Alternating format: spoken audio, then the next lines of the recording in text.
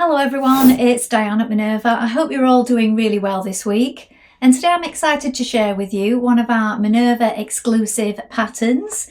This one is the Tammy Dress. So as you can see, it's this beautiful dress right here. It has a lovely relaxed fit, a boxy feel down the body with these two tiers in the skirt. We have a raised waist, softly raised here at the waist, a scoop neckline, set-in sleeves, and these are finished off with a ruffle. Now it's a pull-on design, so really comfortable to wear and also easy to make because we don't have any tricky fastenings to deal with. And you can make it in a range of fabrics. So we can go for something like a linen or a cotton poplin or a lawn for a more structured look, or go for something drapey as we're doing today with a viscose chalet or maybe a double gauze or a crepe, so that'll give you a slightly softer look. Now all of our Minerva exclusive patterns come in a range of sizes. So we go from a A to J size range, which is a 29.25 high bust up to a 40.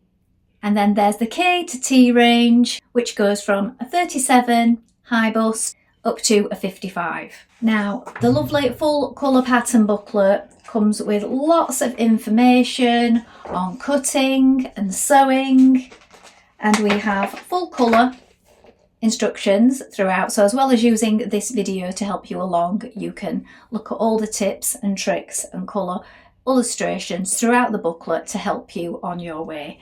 There's also sizing, fitting and fabric and needle information in here, so it's really useful. So the fabric that we're using today is this beautiful print on demand Eco Vero viscose chalet. This one is called Swooning Swirls. As you can see, that beautiful design. It's really soft and floaty. It's going to work really well with this dress. Wash and prepare this fabric before we get started. And then once you've done that, take a tape measure and check your sizing with the pattern. Once you've done that, we're ready to begin cutting our pattern pieces together. So let's go and do that now. Here we have the pieces to our dress. So here we have the front bodice. This one you're going to cut one on the fold. The fold line is here. Make a note of the markings and the dart placement. Here we have the back bodice. Again, you're going to cut one piece on the fold. The fold line is here. Make a note of your markings. Here we have the sleeve. You're going to cut two pieces. The straight grain is this way. Note your markings. Here we have the front facing. You're going to cut one on the fold in fabric and one on the fold in interfacing. And the back facing, one on the fold in fabric and one on the fold in interfacing. Make a note of your markings.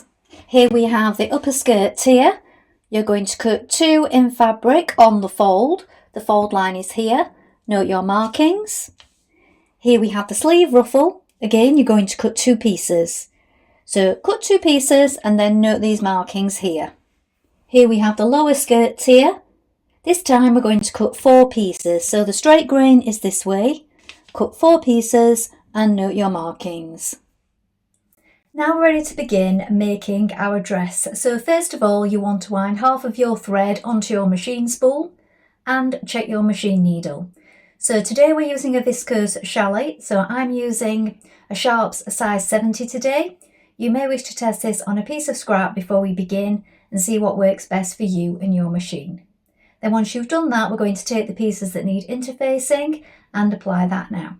So let's get started. Now first of all, we're going to take our front and our back facing pieces like this, and we're going to apply the interfacing to the back. Then once you've done that, we're going to overlock or zigzag finish around the outer edge on both, just so that they're both nice and neat and ready for us to get started. Next, we're going to take our front bodice piece like this, and we're going to stay stitch around this neck edge. We're going to do this 1.3 centimeters away from the raw edge. Now the seam allowances are 1.5 on this particular pattern unless I state otherwise. Now stay stitch around the back neck edge. Next, stay stitch around the inside edge of your front neck facing and also your back neck facing, again at 1.3 centimeters. Now find the very centre back of your back facing by folding it in half and making a mark, and you can add in your garment label if you're adding one at this point. So I'm adding in a Minerva Maker label just here. Now we're going to add in our darts. So on your front bodice piece we have markings at the side here, look, and also a point just here. So from the wrong side we want to pinch those markings together so that they meet, and we're working towards this point here. So we're coming from the side, working towards a gradual V, and when you arrive at this point you will run off the end. So don't back tight, just let your thread run off the end, and then we will knot it down towards that point. Now you don't want to come off too suddenly because this will create a bump, so nice and gradual, and then once you've done that you can press that dart down flat and repeat on the other side. Now it will also help at this point if you make your stitch a little smaller.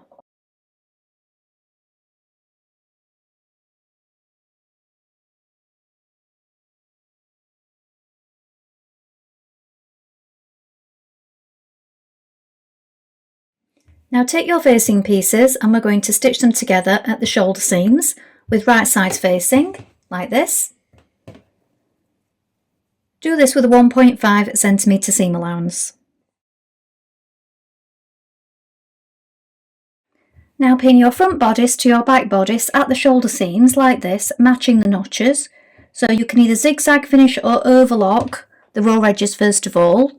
Alternatively, you can do that after and then just overlock or zigzag finish them together. Once you've pinned them, we're going to stitch them with a 1.5 centimetre seam allowance.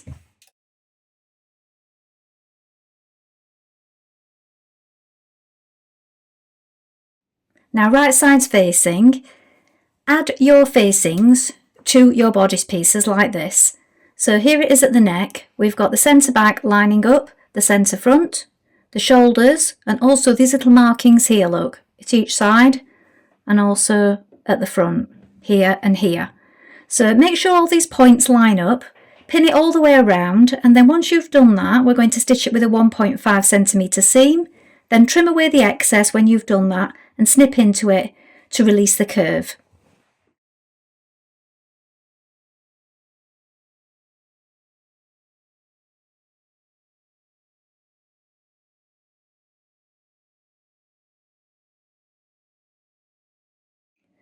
Now press the seam allowance towards the facing and understitch it around the neck, just a couple of millimetres away from that seam. Now give your neckline a press. Don't move your iron around, just hold it on in each place, just so that the neckline is flat. If you move it around, you're in danger of stretching it out of position. Now with right sides facing, bring your side seam together like this, pin it down the side, stitch in position with a 1.5 centimetre seam allowance. Then once you've done that, you can edge finish it and press that seam towards the back.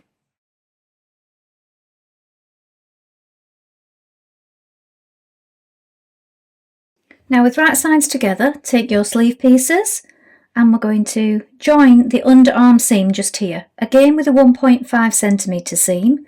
Once you've done that, edge finish it in your chosen method and then press that towards the back.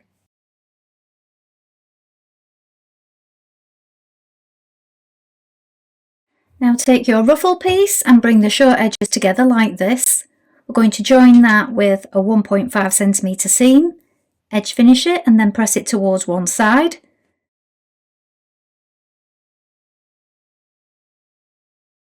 Now take the bottom of your ruffle, press it up 1.5 centimetres, then fold it and press it inside that seam allowance like this. So it's a double fold. Press it all the way around and once we've done that we're going to stitch it in place.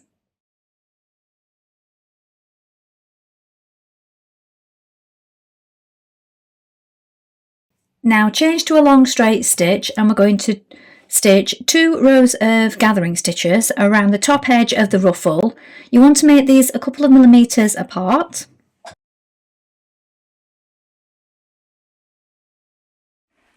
Now with right sides facing, bring the ruffle to the sleeve like this.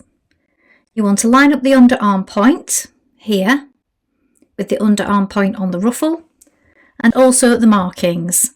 Once you've done that, pull on those gathering stitches just to bring it in to meet the bottom of the sleeve. Make sure that they're evenly distributed all the way around and stitch it in place with a 1.5cm seam.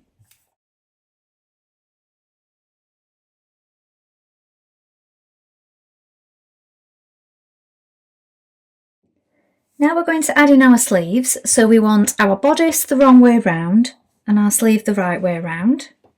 You're going to slip the sleeve inside the armhole and you will find that your notches line up. So if you have the wrong number of notches matching the front, you have the wrong sleeve, so you need to swap over and get the other one. So look, we have 2 notches and 2 notches to the back. We match the underarm point just here with the side seam, add in a pin, and then at the front we have just the 1 notch. Match this top marking or notch here with the shoulder point, and then once you've done that, add in as many pins as you need to bring the rest of it together. So with it being viscose challis, it does go to it quite nicely, so you can just manipulate it and do this with pins in your fingers. But if you're uncertain, you can always do a line of e-stitching just along the top of the top curve of the sleeve, just to help you ease that in a little. We don't want any lumps or bumps, so we want to make sure it's all flat and going to it nice and smoothly. As I said, once you stitch this, you can manipulate it with your fingers as you go around. We're going to stitch that with a 1.5cm seam allowance. Then once you've done that, we're going to edge finish it with an overlock or zigzag finish.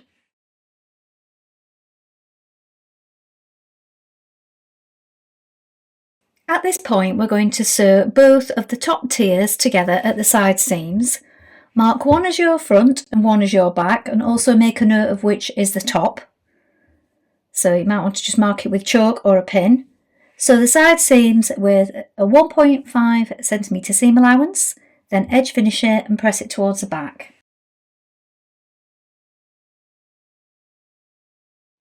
At this point, you're going to take your top tiers and you're going to sew 2 rows of gathering stitches around the top. So again, a couple of millimetres apart, the same way that we did on our frill on our sleeve. Then once you've done that, we're going to apply it to the bodice. So we want it right sides facing, so flip it over like this.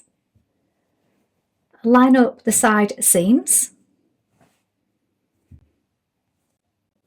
So pin it at both sides first of all, and the centre front and the centre back. So pin that tier all the way around, evening up the gathers as you go. Then stitch it in place with a 1.5cm seam, and once you've done that, you can edge finish it in your chosen method.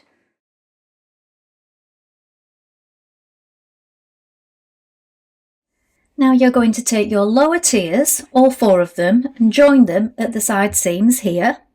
Make sure that you mark again the top point so that you don't get them confused. And once you've stitched them with a 1.5cm seam, we're going to overlock or zigzag finish them and press those seams flat.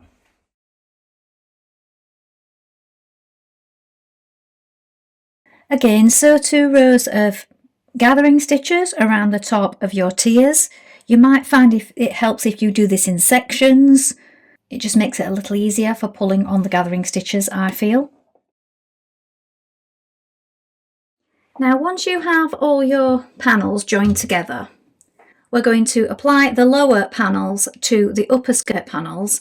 You want to make sure that you lay it out. So I've laid mine out on the floor before I pinned it because we have markings that need to line up.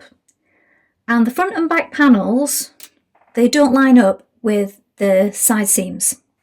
So as you can see on the illustration, we have the front panel here, the upper skirt, and then the lower panel, look, these markings, these seams here and here line up with the markings that are on that top tier. So there's a mark here and a mark here, and that's where those seams line up, and it's the same on the back. So we need to make sure that we line up these points with the markings on our upper tier when we're pinning it. So pull it all the way around, make sure that your gathers or even, use as many pins as you need, then stitch that in place with a 1.5cm seam.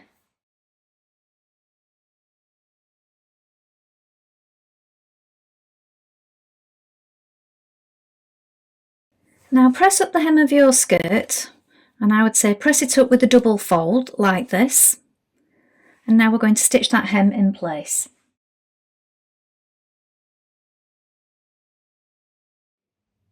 So here is the finished dress.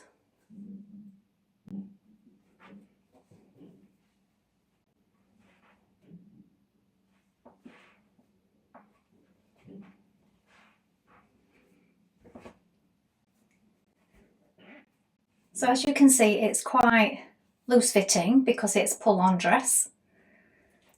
Well, I hope you've enjoyed sewing along with me today. I've really enjoyed making this dress. I think it's a perfect dress for the summer and a really lovely, floaty, comfortable design. Please let us know how you get on, and remember to include any photographs because we do love to see what you've been making. Remember, you can take a look at the Minerva Craft Club if you'd like 10% off all your orders for a whole year. And of course, create a free account with us to join in with our wonderful worldwide sewing community. Well, that's all from me for today, but I hope to be back soon with more sewing inspiration for you. Thank you so much for watching today. Bye for now.